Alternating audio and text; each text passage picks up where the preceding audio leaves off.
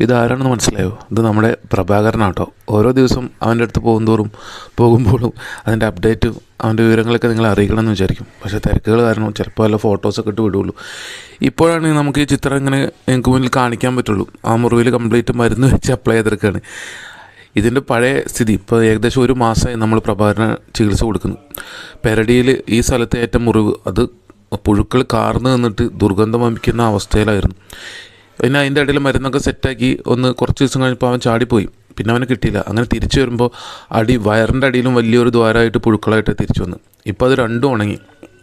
ഇനി മുകൾ ഭാഗത്ത് ഒരു റൗണ്ടിൽ ഒരു പപ്പടം വലുപ്പത്തിൽ കൂടി നമുക്ക് ആ സ്കിന്ന് അവൻ്റെ തൊലി വന്ന് കൂടാനുണ്ട്.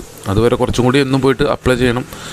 എന്തായാലും അവിടുത്തെ ആളുകളുടെയൊക്കെ സഹകരണം കൊണ്ടുകൂടിയാണ് നമുക്ക് ഇവനെ രക്ഷപ്പെടുത്താൻ പറ്റിയത് കേട്ടോ. എനിക്ക് ഒത്തിരി ദൂരം പോകാനുണ്ട്, എങ്കിലും ഓരോ ദിവസത്തെ യാത്ര അത് ഇവനും കൂടി വേണ്ടിയതാണ്. എന്തായാലും അസുഖമൊക്കെ മാറട്ടെ.